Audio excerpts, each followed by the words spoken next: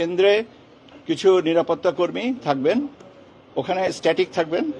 এর সাথে আমাদের চেকপোস্ট, বিভিন্ন জায়গায় চেকপোস্টের মাধ্যমে স্ট্যাটিক চেকপোস্ট হতে পারে, মোবাইল চেকপোস্ট হতে পারে। মোবাইল চেকপোস্ট হলে হয়তো একটা জায়গায় করা হলো, সেখান থেকে আবার 2 কিলোমিটার দূরে যে আবার করলেন, সেটাও আবার স্ট্যাটিক ইন নেচার।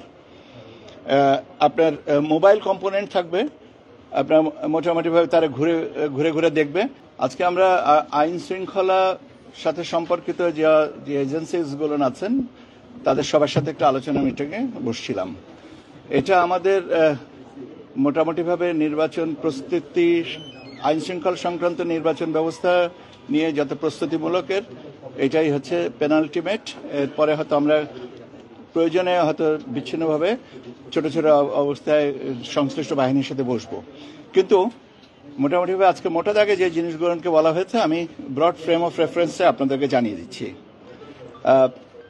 সংশ্লিষ্ট বিষয়, দ্যাট ইজ আইন শৃঙ্খলা বিষয়ে লিড মিনিস্ট্রি হিসেবে স্বরাষ্ট্র মন্ত্রণালয় দায়িত্ব পালন করবে। তারা গাইডলাইন্স, প্রিন্সিপালস যেগুলো আছে, কিভাবে কি কাজ করবেন না করবেন সে সম্পর্কে তারা অন্যান্যবারের মতন দিক নির্দেশনা দিবেন। টানা তৃতীয়বার অর্জন করেছে দেশের সেরা সুপার ব্র্যান্ড স্বীকৃতি বসুন্ধরা টিস্যু। ইলেকশন কমিশনে আমরা ওভারঅল মনিটরিং এবং কোঅর্ডিনেশনটা আমরা দেখব। ওভারঅল মনিটরিং অ্যান্ড কোঅর্ডিনেশনটা দেখা হবে নির্বাচন কমিশন থেকে। এখানে আমরা একটা মনিটরিং সেল করব, আর সেই সাথে সাথে মনিটরিং সেলগুলোর সাথে আবার রেসপেক্টিভ বাহিনীগুলোর সাথে একটা সংশ্লিষ্টতা বা কোঅর্ডিনেশনটা থাকবে। এখন সেলের সাইজ কত হবে, কতজনের প্রতিনিধি হবে, এটা সম্পর্কে কোনো সুনির্দিষ্টভাবে এখনো বলা হয়নি। প্রতিনিধিদের সংশ্লিষ্ট জায়গা থেকে যারা যে নাম্বারটা আসবে আমরা সেইভাবে এটা কোঅর্ডিনেট করে নেব। এর সাথে আমাদের আর একটা থাকবে সাইবার সিকিউরিটি সেল, যেখানে সোশ্যাল মিডিয়া প্ল্যাটফর্মগুলোকে মনিটর করা হবে, যে অপতথ্য সংস্কৃতি থেকে আমরা যেন মুক্ত থাকতে পারি। এখানে আপনারা জানেন যে ইউএনডিপি এর সাথে একটা ওদের প্ল্যাটফর্ম আছে, সেটা আমরা ব্যবহার করব। পাশাপাশি আমাদের নিজস্ব সক্ষমতা যেটা আছে, তথ্য মন্ত্রণালয়, সিআইডি এবং অন্যান্য যে এজেন্সিজের যে ফ্যাক্ট চেকের ব্যাপারে যে সমস্ত সক্ষমতা আছে, সেগুলো নিয়েও আমরা কোঅর্ডিনেট করব। কমিউনিকেশন স্ট্র্যাটেজি হবে দুটো, top down and bottom up. That is শুধুমাত্র ফ্লো অফ ইনফরমেশন উপর থেকে নিচে যাবে এবং সেই অনুযায়ী কাজ হবে তা না, সেটার পাশাপাশি নিচে থেকেও উপরে আসবে। নিচ বলতে আমি যে একদম গ্রাউন্ড লেভেল পর্যন্ত বোঝাচ্ছি, যে সেইখান থেকে আমাদের উপরে আসবে এবং প্রয়োজনীয় সমন্বয়টা সেইভাবে সাধন করা হবে। আমাদের ডেপ্লয়মেন্ট প্ল্যানে মূলত আপনার 3টা ভাগে ডেপ্লয়মেন্ট প্ল্যানটাকে করা হচ্ছে। একটা হচ্ছে স্ট্যাটিক, সেটা হচ্ছে যে কেন্দ্রভিত্তিক, কেন্দ্রে কিছু নিরাপত্তা কর্মী থাকবেন, ওখানে স্ট্যাটিক থাকবেন। এর সাথে আমাদের চেকপোস্ট, বিভিন্ন জায়গায় চেকপোস্টের মাধ্যমে স্ট্যাটিক চেকপোস্ট হতে পারে, মোবাইল চেকপোস্ট হতে পারে। মোবাইল চেকপোস্ট হলে হয়তো একটা জায়গায় করা হলো, সেখান থেকে আবার 2 কিলোমিটার দূরে যে আবার করলেন, সেটাও আবার স্ট্যাটিক ইন নেচার। আপনার মোবাইল কম্পোনেন্ট থাকবে, আপনার মোটামুটিভাবে তারা ঘুরে ঘুরে দেখবে। এখন একটা মোবাইল কম্পোনেন্ট যে কয়টা আপনার সেন্টার বা কয়টা কেন্দ্রকে বিবেচনায় রাখবেন, এটা এখনো পর্যন্ত সংশ্লিষ্ট বাহিনী থেকে বলা হবে যে তারা 3টা না 4টা নাকি 5টা নাকি 10টা, সেটা নির্ভর করবে জিওগ্রাফিক্যাল লোকেশন, অ্যাক্সেস রোড ইত্যাদি ইত্যাদির উপরে। সেটা নিয়ে সংশ্লিষ্ট বাহিনীগুলো তাদের ব্যবস্থাটা নেবেন। আর একটা থাকতে হবে সেন্ট্রাল রিজার্ভ। তাহলে 3টা আমাদের ডেপ্লয়মেন্ট প্ল্যানে হচ্ছে 3টা কম্পোনেন্ট স্ট্যাটিক, একটা হচ্ছে যে মোবাইল কম্পোনেন্ট, আর একটা হচ্ছে সেন্ট্রাল রিজার্ভ। এটা আগে থেকেই করা হবে, এইটা ওনাদের ব্যবস্থাটাকে বলবেন। এখনো পর্যন্ত আমাদের গাইডলাইন্সটা দিয়ে দেওয়া হয়েছে, এখন রেসপেক্টিভ বাহিনী থেকে এটা বলবেন। আর এর সাথে আমরা প্রচলিত অর্থে যেটা স্ট্রাইকিং ফোর্স বলি, সেটাও আপনার এই 3টা ভাগে ভাগ করা হচ্ছে, যাদের মোটামুটিভাবে সক্ষমতাটা হচ্ছে যে মোবিলিটি টু মুভ, মানে possibility to move, that is মোবিলিটিটা একটা দেখার ব্যাপার আছে। ডেটারেন্সটা যেন ঠিক মতন হয়, আর এফেক্টিভ, সময় উপযোগী, যেটা যখনকার তখন, সকালেরটা যেন বিকালে না হয় এরকম একটা।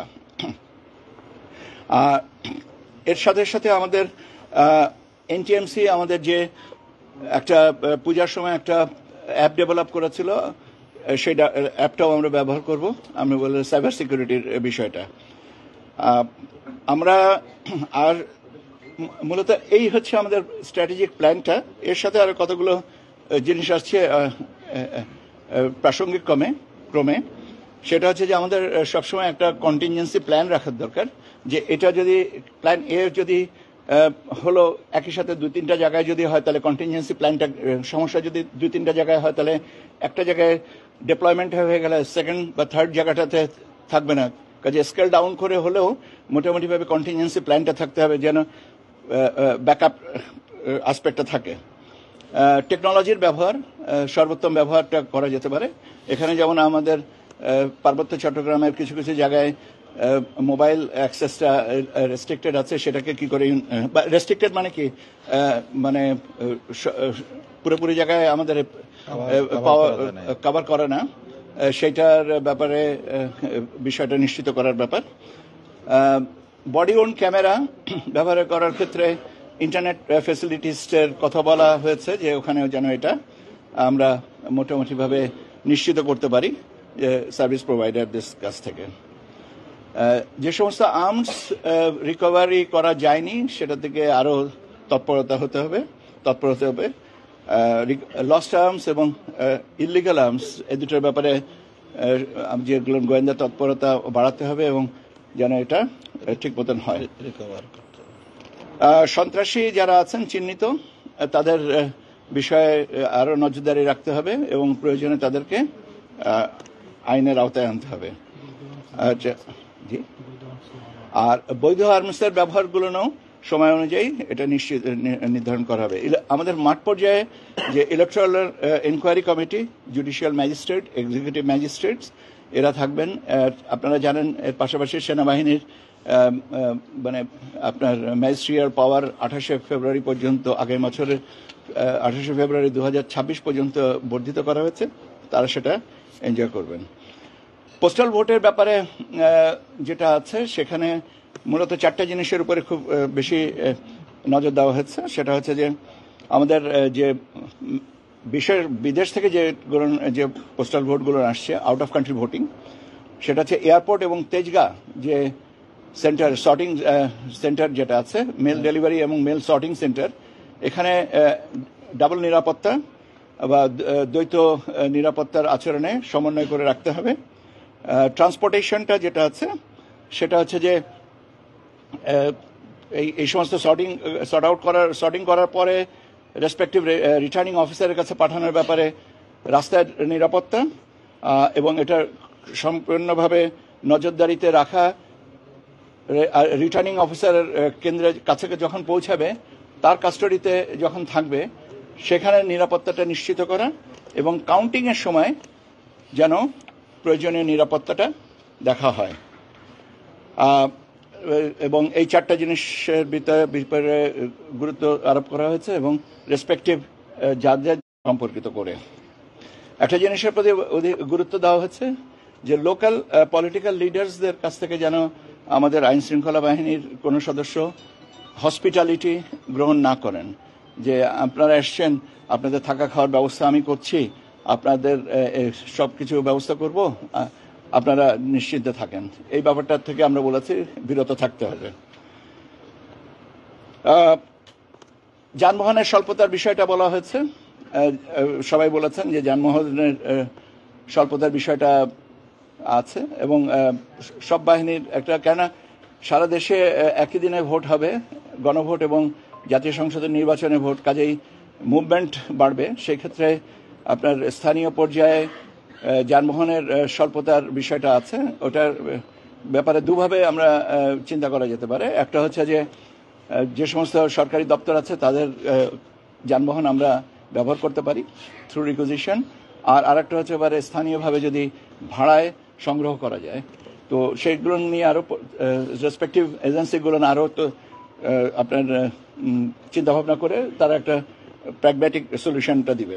আচরণবিধি প্রতিপালনের ব্যাপারে রাজনৈতিক দল এবং প্রার্থীর আচরণবিধি প্রতিপালনের ব্যাপারে সবাইকে বলেছেন, আমরাও বলেছি, এবং প্রথম দিন থেকেই আচরণবিধির সুষ্ঠু প্রয়োগ এবং তার ব্যাপারে আমরা বলেছি যে আমাদের অবস্থানটা, নির্বাচন কমিশনের অবস্থানটা অত্যন্ত স্পষ্ট, যে প্রথম দিন থেকেই আচরণবিধি প্রতিপালন যেন যথাযথভাবে হয়, এবং সেই কারণে আমাদের সেই সূত্রে আইন শৃঙ্খলা বাহিনী সদস্যরা যেন আমাদেরকে সম্পূর্ণ সহযোগিতা করেন। আসলে সার্বিক বিষয়টা আর কি, নির্বাচন কমিশনের তো আর নিজস্ব কোনো বাহিনী নেই, তবে এই আমাদের আইন শৃঙ্খলার সাথে সম্পর্কিত সকল বাহিনীর উপরে একটা কোঅর্ডিনেটেড এফার্টসের উপরে আমাদের নির্ভরশীল করতে হয়, এবং তারা সবাই প্রতিশ্রুতি দিয়েছেন যে তারা প্রথম দিন থেকেই মাঠে কাজ করবেন এবং কার্যকর ভূমিকা তারা পালন করবেন।